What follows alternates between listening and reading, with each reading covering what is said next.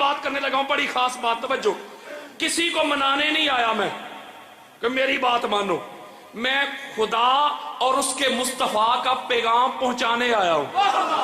शिया सुन्नी से हटकर मैं पूरी दुनिया में तबलीग कर रहा हूं, दीन हक की दावत दे रहा हूं, क्योंकि अहले बैत को मानने के लिए शिया होना जरूरी नहीं। तो गाजी जवाब देगा वफा का तकाजा ही है, यह होना जरूरी है वरना भटकते रहोगे।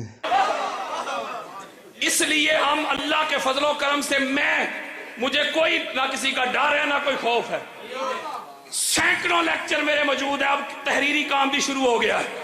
जहां भी अहले बैत अतहार पे कोई उंगली भी उठाएगा ना, तो उसका हम, जैसे बाजी कह रही थी, इल्म की जुबान से मुंह बंद कर देंगे। और लड़ता पता है कौन है? लड़ता हुआ जिसके पास दलील नहीं होती। यजीद के पास दलील नहीं थी, जो लड़े हैं ना उनके पास दलील नहीं थी। हम तो चाहते हैं कि हम आए, हमें कोई सुना जाए। कुरान को मानोगे, कुरान से दलाइल देंगे, हदीस कहोगे, हदीस से देंगे। अहले सुन्नत सुन बात करने लगा हूं, बड़ी खास बात, तवज्जो। किसी को मनाने नहीं आया मैं कि मेरी बात मानो, मैं खुदा और उसके मुस्तफा का पैगाम पहुंचाने आया हूं। शिया सुन्नी से हटकर मैं पूरी दुनिया में तबलीग कर रहा हूं, दीन हक की दावत दे रहा हूं, क्योंकि अहले बैत को मानने के लिए शिया होना जरूरी नहीं, सुन्नी होना भी जरूरी नहीं, अलामा होना जरूरी नहीं, मुफ्ती होना जरूरी नहीं, आलिम होना जरूरी नहीं, हाजी होना जरूरी नहीं, हाफिज होना जरूरी नहीं। इनको मानने की सिर्फ एक ही शर्त है, बंदे का हलाली होना जरूरी है।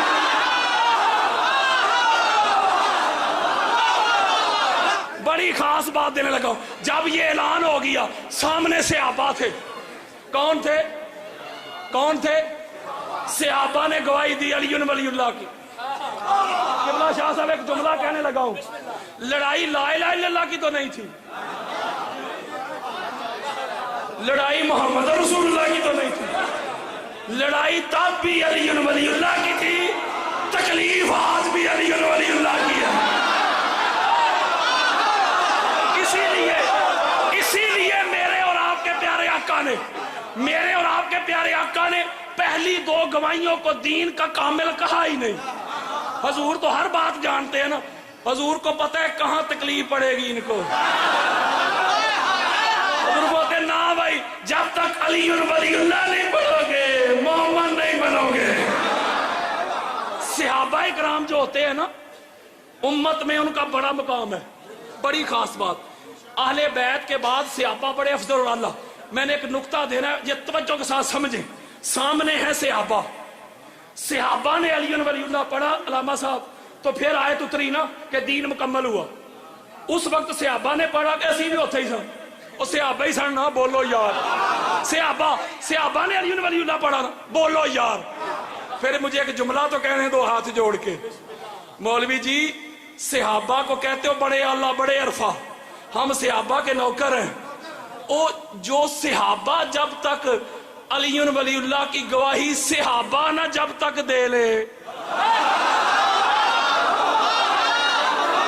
और मौला को जब तक सहाबा अपने आका ना मान ले, अपना मौला ना मान ले, उस सहाबा का दीन मुकम्मल नहीं होता। तो अरे की क्या औकात है?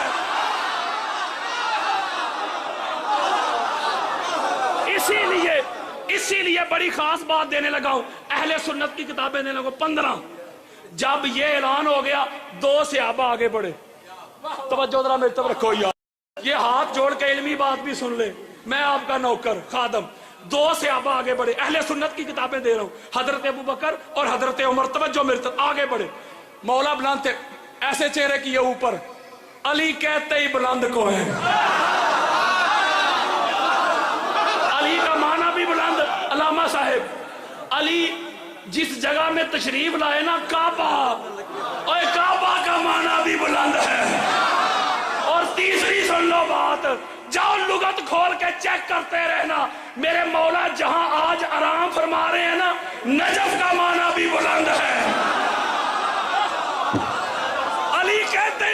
کو ہے.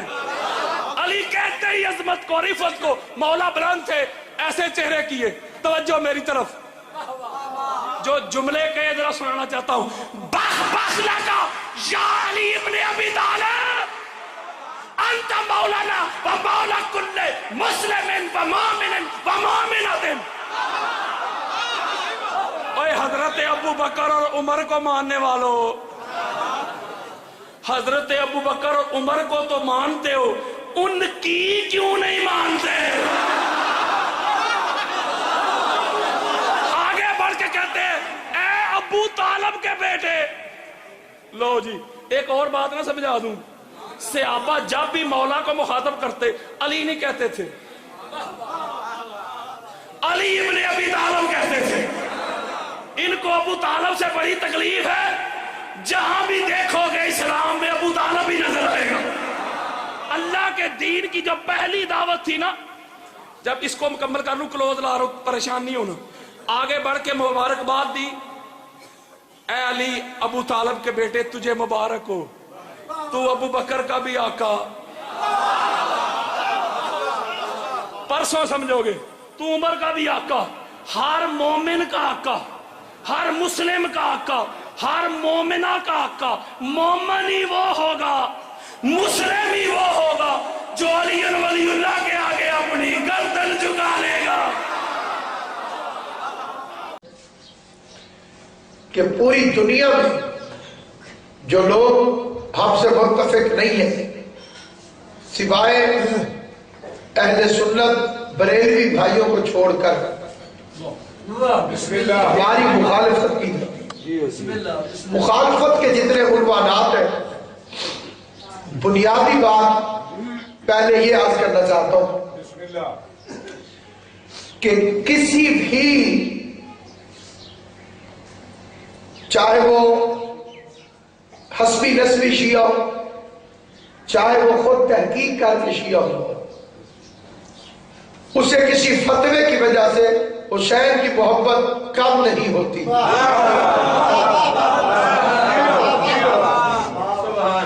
ساری دنیا فتوے لگائے، جس کے دل میں امام حسین کی محبت ہے اس کی دلیل میں ایک حدیث ہے مولا علی کی. آپ کے پہلے امام مولا علی نے فرمایا کہ اگر میرے دوست کی ناک پر تلوار بھی رکھ دی جائے اور اسے قبلہ کہا جائے، مولا علی فرما رہے ہیں، اسے کہا جائے کہ ساری دنیا کی حکومت لے لے اور علی کی محبت چھوڑ دے،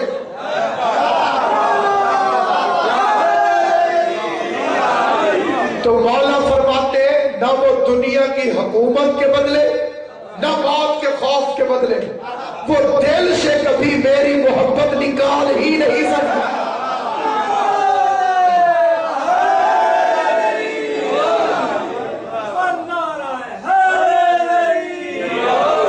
اور اسی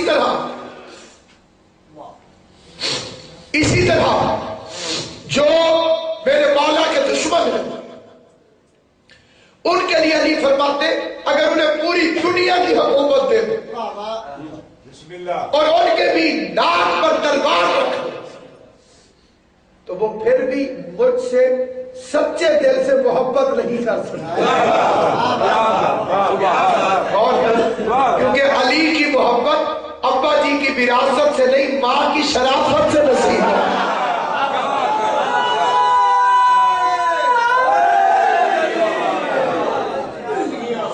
لیکن اس طیب و طاہر ذکر کے مقابلے میں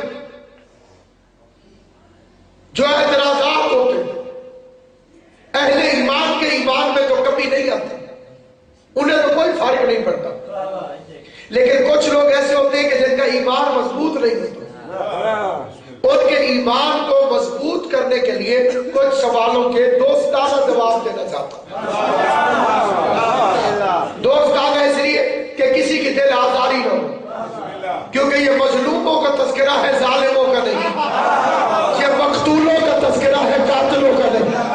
یہ علیہ السلاموں کا تذکرہ ہے، رضی اللہ علیہ.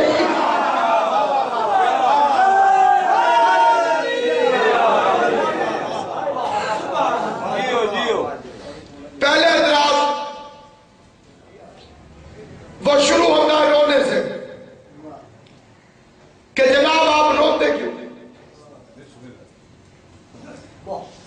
اس پر پہلا اعتراض جو ہے وہ اس بات پر ہے کہ آپ روتے کیوں؟ یہ پوری دنیا میں آپ جا کے دیکھ لیں کہ ہم پر ہونے والا پہلا اعتراض ہے کہ آپ روتے کیوں؟ حالانکہ ہم نے کبھی کسی سے نہیں پوچھا کہ تم کیوں نہیں روتے، کیونکہ عبادت کرنے والے سے نہیں پوچھا جاتا کہ تم کیوں کر رہے ہو، نمازی سے نہیں پوچھنا چاہیے کہ تم نماز کیوں پڑھتے ہو، روزے دار سے نہیں پوچھنا چاہیے تم روزہ کیوں رکھتے ہو، بلکہ اس سے پوچھنا چاہیے جو نماز نہیں پڑھتا۔ ایک اور فکر عرض کرتا ہوں، اور میرا دعویٰ ہے کہ صاحبان ایمان کے ایمان میں مزید طاقت آئے گی اس فکرے کے بعد جہاں تک میری آواز جا رہی ہے۔ اسلام کی ایک عبادت دکھاؤ جو رونے کے بغیر ہو،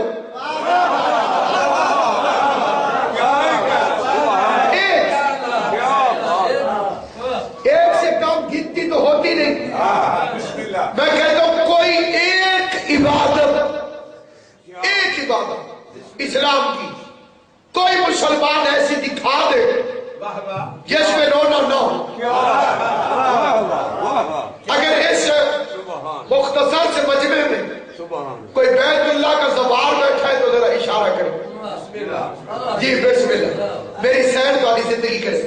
میں آپ دونوں حضرات کو قسم دے کر ایک گواہی مانگتا ہوں، آپ نے کعبے کا طواف کرتے ہوئے کسی کو کہے مارتے دیکھا کہ بندہ کعبے کے گرد پھرے اور کرے سارے رو رہے ہوتے؟ توجہ ہے یا نہیں آپ؟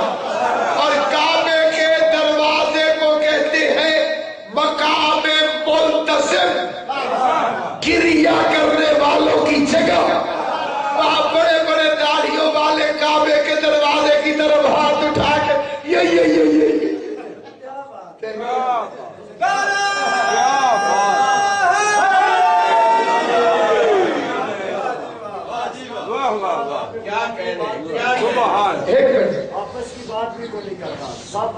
کئی کرتے ہیں جی آپس کی باتیں، لیکن روتے سارے۔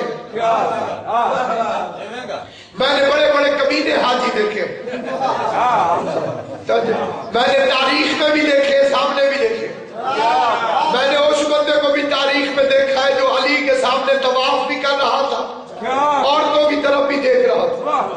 مولا علی نے اسے 3 دفعہ منع کیا، غیرت اسلام کی طرف مت دیکھ۔ لیکن پھر بھی جب وہ باز نہیں آیا تو امیر المومنین نے گھر بنجا اسے اپنے ہاتھ سے ٹکا کے ایک تھپڑ مارا، وہ تھپڑ لگا تو رونے لگا، روتا ہوا حضرت عمر رضی اللہ کے پاس گیا، جا کے کہنے لگا میں نے عورتوں کی طرف دیکھا ہی نہیں، علی نے مجھے خواہ تھپڑ مارا۔ جہاں تک میری آواز چاہے فکرے کو غور سے سننا، اس بندے نے کہا حضرت عمر کو جا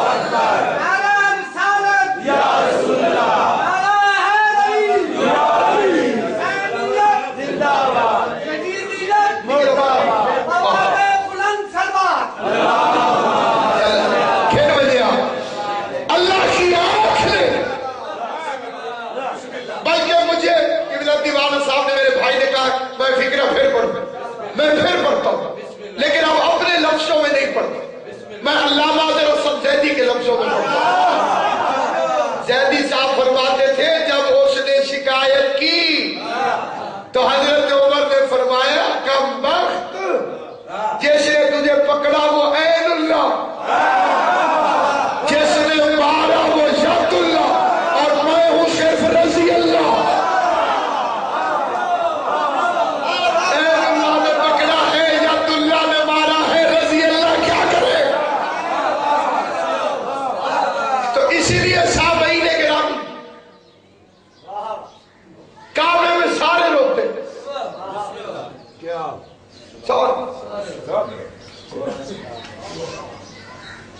کئی بندے کہتے ہیں جی شیعہ نیو ایئر، نئے سال، اسلامی سال شروع ہوتا ہے محرم سے، شیعہ اس کا آغاز کر دیتے ہیں رونے سے، پورا سال ہی منحوس گزرتا،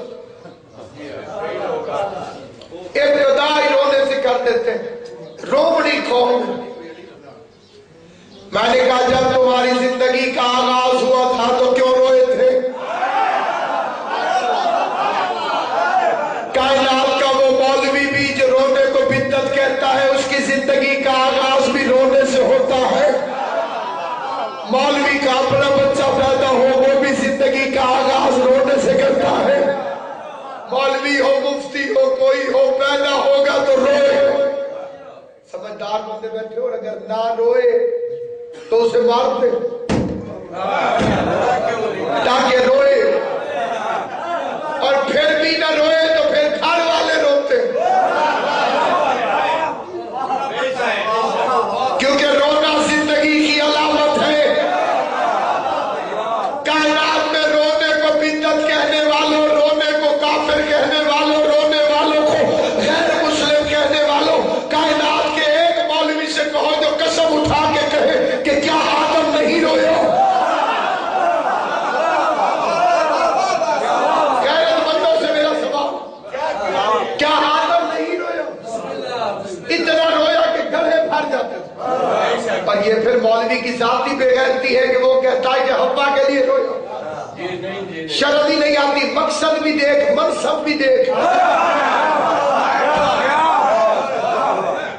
مقصد بھی دیکھ، منصب بھی دیکھ۔ اللہ کا نبی ہے، سبحان اللہ۔ اگر نبی ہی بیویوں کے لیے روتے رہے تو بیچارے رام مریدوں کا قصور کیا ہے؟ کیا کہنے، کیا کہنے۔ اگر نبی ایسا تھا تو اولاد کیسے ہو؟ اور ابتدائے نبوت سے اتنا بڑا نبی اتنا چھوٹے مقصد کے لیے نہیں رو سکتا۔ میرے سر پہ قرآن میں آدم حسین کو رویا، اس کے رونے کی واحد وجہ حسین، اسی لیے کہ وہ دنیا میں آنے سے پہلے تقدیر کا رجسٹر پڑھ کے آیا، اور کائنات میں جو سب سے پہلی عمارت تعمیر ہوئی وہ امام بارگاہ ہے، اور وہ ہے کعبہ۔ سب سے پہلی بلڈنگ زمین پہ بنی، زمین کے سینٹر میں، مرکز میں، سینٹر کے اندر، یہ زمین کا سینٹر ہے۔ یہ میرے مولا علی نے یہودی سے کہا کہ چاروں طرف سے زمین کو ناپ لے، سینٹر کعبہ۔ اور اگر یہ امام باڑا نہ ہوتا تو مسلمانوں سے کہو اس میں سبز رنگ کا کپڑا چڑھا کے دکھائیں، کالے کپڑے امام بارگاہوں پہ چڑھائے جاتے ہیں۔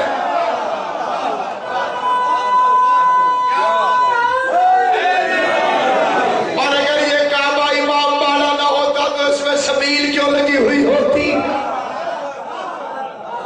زمزم کی سبیل لگی ہوئی ہے کعبے کے اندر، اور دروازے کے سامنے سونے کا تازیہ پڑا ہوا ہے۔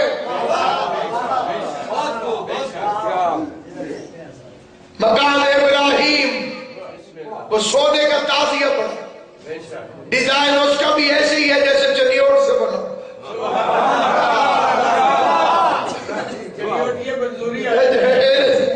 بالکل ایسے لگے گا کہ تازیہ پڑا ہوا، اور تبرک بنا کے بندے زمین سے پانی لے کے بڑے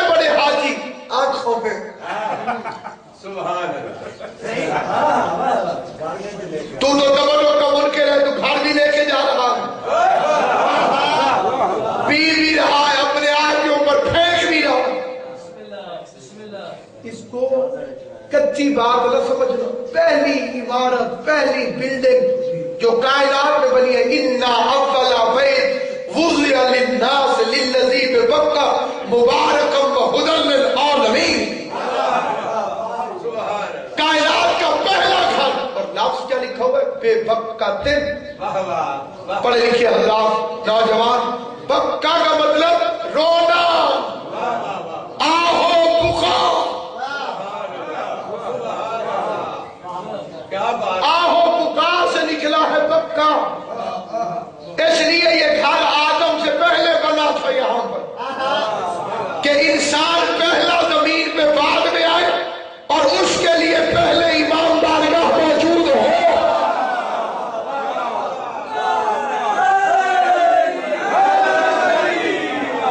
اس کے لیے پہلے امام بارگاہ موجود ہو۔ اس لیے ہر نبی کو یہاں پر حاضری دینی پڑی، کیونکہ یہ امام بارگاہ ہے۔ وہ نبی خدا نے خلق نہیں کیا تو یہاں پر حاضری نہ دے۔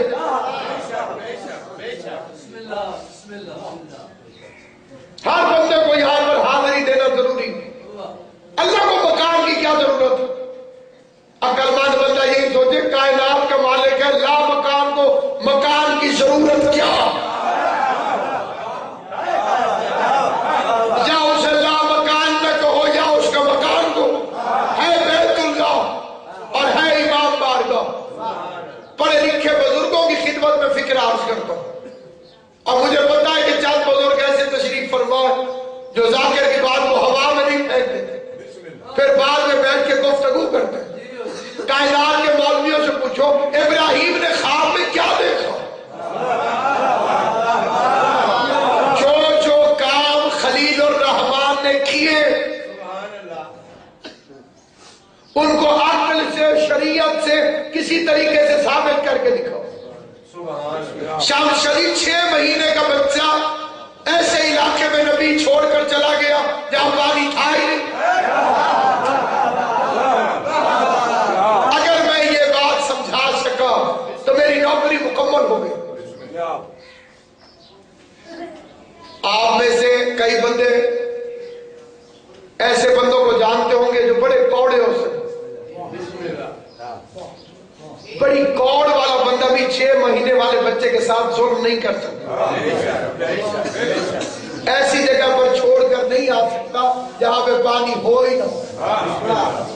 سبحان اللہ، سبحان اللہ، کیا بات ہے۔ جتنا مرضی ظالم ہو، جتنا مرضی اکھڑ ہو، 6 مہینے کے بچے کو، جوان بیوی کو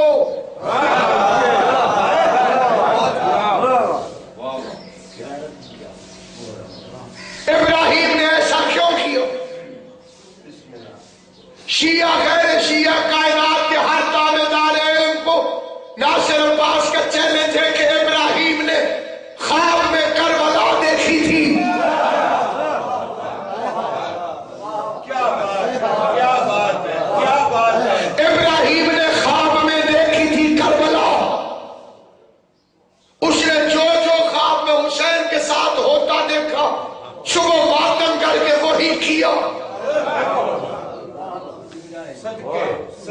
اس لیے 6 مہینے کا بچہ پیاسا چھوڑ کر چلا گیا، اسی لیے بیٹے کو لٹا کے گردن پہ چھری رکھی، ورنہ اس کا اور کوئی توقی نہیں بنتا۔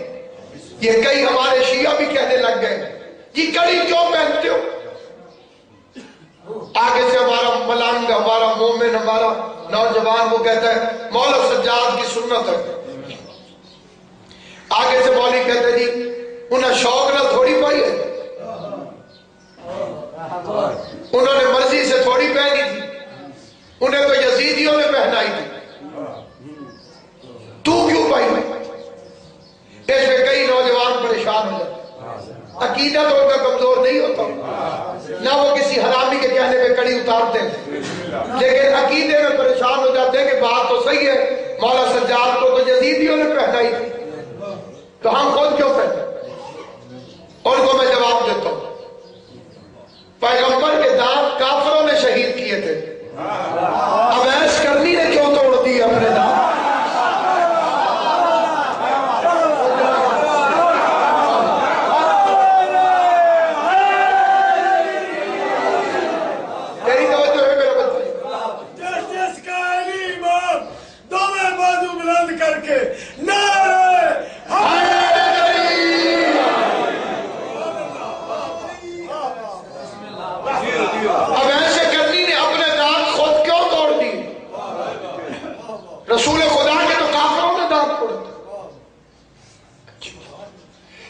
میں دیوان صاحب مجھے شک کی کوئی نہیں کہ جتنے بندے بیٹھے تھے جس سے میں پوچھوں گا وہی مجھے ٹھیک جواب دے دے گا. مولا غازی 10 محرم کے دن دریائے فرات میں اترے. دریا کا قبضہ غازی نے لے لیا, پانی نہر کا اچھال لیا, قبضہ ثابت کر دیا, اکیلے نے گھاٹ خالی کرا دیا. سوال یہ ہے کہ پورے دریا پہ جس غازی نے قبضہ کر لیا اس نے پانی پیا؟ کیوں نہیں پیا؟ کیونکہ حسین پیاسے تھے. میں کہتا ہوں مولا غازی حسین کا پانی تو یزیدیوں نے بند کیا, آپ پانی کیوں نہیں پی رہے؟ تو غازی جواب دے گا وفا کا تقاضا ہی یہی ہے. تقاضا وفا یہ کہ اگر میرا محبوب پیاسا تو جو حسین کے ساتھ گزر رہی ہے وہی میرے ساتھ گزر. غازی تو پھر غازی ہے. میر عزیز فرماتے عباس نے قبلہ علامہ فخر ہاشمی صاحب حضرت عباس نے اپنے گھوڑے پہ ہاتھ پھیرا. ہائے ہائے, میں یہ افسوس میری طبیعت نزلے کی وجہ سے میرا ساتھ نہیں دے رہی ہے, لیکن میں یہ بات بڑی توجہ سے کہنا چاہتا ہوں. میر عزیز فرماتے ہیں کہ مولا غازی نے اپنے گھوڑے پہ ہاتھ پھیرا اور فرمایا تو پی لے اے فرس, تو پی لے اے فرس کہ بہت تشنا کام ہے. تو پی لے اے فرس کہ بہت تشنا کام ہے. ہم پر تو بے حسین یہ پانی حرام. تو پی لے اے فرس کہ بہت تشنا کام ہے. ہم پر تو بے حسین یہ پانی حرام ہے. شاعری کا اصول ہے, میرا بھائی جانتا ہے, ایک شعر میں اگر سوال ہو تو اگلے میں جواب ہونا چاہیے. یہ غازی نے سوال کیا کہ تو پی لے اے فرس کہ بہت تشنا کام ہے. ہم پر تو بے حسین یہ پانی حرام ہے. انیس فرماتے گردن جھکا کے شاہ سے بولا وہ تیز کام.